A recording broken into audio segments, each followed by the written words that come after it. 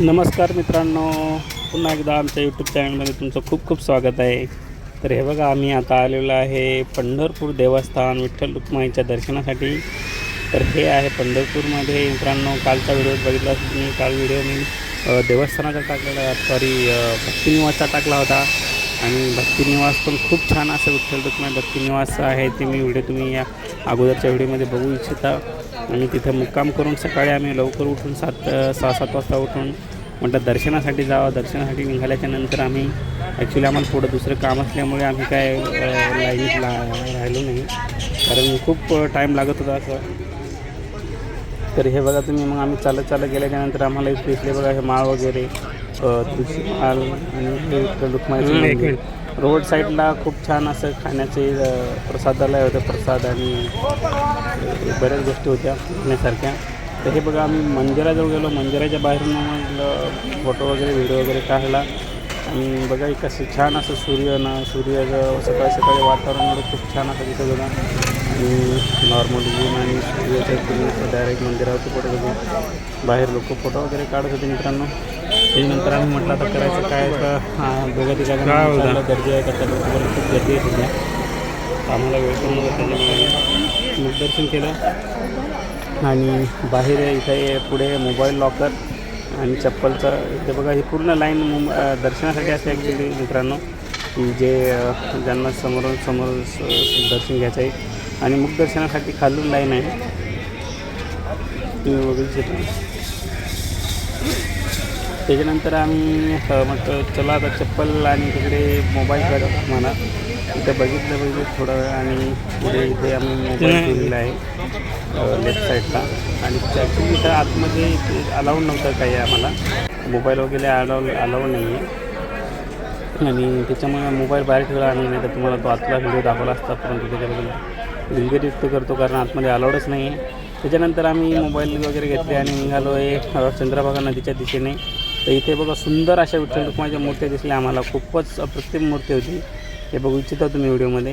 किती सुंदर मूर्त्या होत्या अशा, आणि छान मूर्त्या दिसल्या. मग म्हटलं पुढं व्हिडिओ काढल्याच्यानंतर आम्ही समोर पुढे गेल्याच्यानंतर इथं द्वारकाधीश मंदिर दिसलं. बघू इच्छिता तुम्ही द्वारकाधीश मंदिर. आणि त्याच्या खाली आहे बघा चंद्रभागा नदी. तो मग तिथलं दर्शन घेऊन आम्ही चंद्रभागा नदीच्या दिशेने निघालेलो आहे.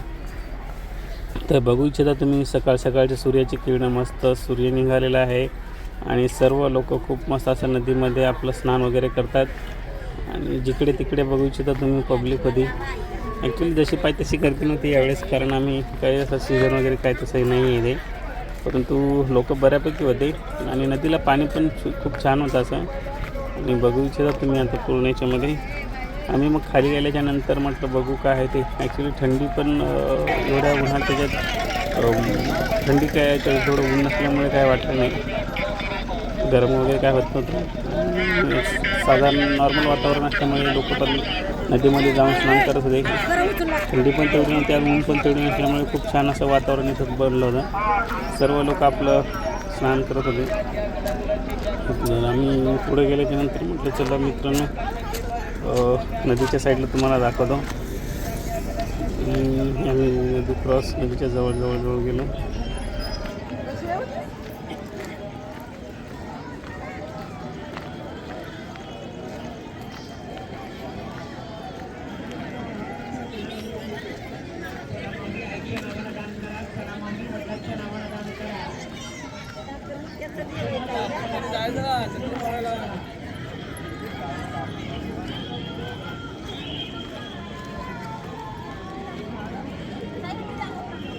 तिकडे चल वरी जाऊन व्हिडिओ बरोबर निघाल. मी बघा मित्रांनो, त्याच्या वरी जाऊन व्हिडिओ बरोबर निघाले. सर्व जनता आपले त्याच्यावरती जाऊन सर्व भक्त आपले स्नान करण्यासाठी नदीवर पोहोचले सकाळी.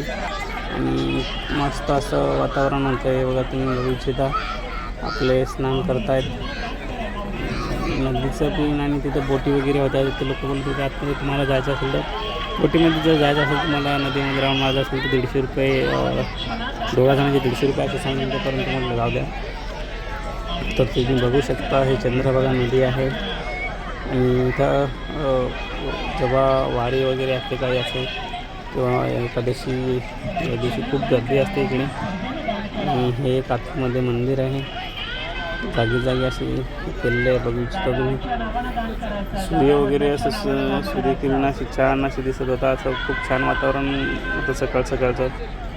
तर आम्ही थोडंफार आतमध्ये गेल्याच्यानंतर इच्छा झाली होती नदीत जाण्याची, परंतु आमच्याकडे म्हटलं आम्हाला वेळ पण नव्हता आणि म्हटलं पूर्ण वेळ जाईल खूप, त्याच्यामुळे आम्ही काय पाण्यात उतरलो नाही. नॉर्मल आम्ही पाण्यात पाय बुडवले आणि निघालो.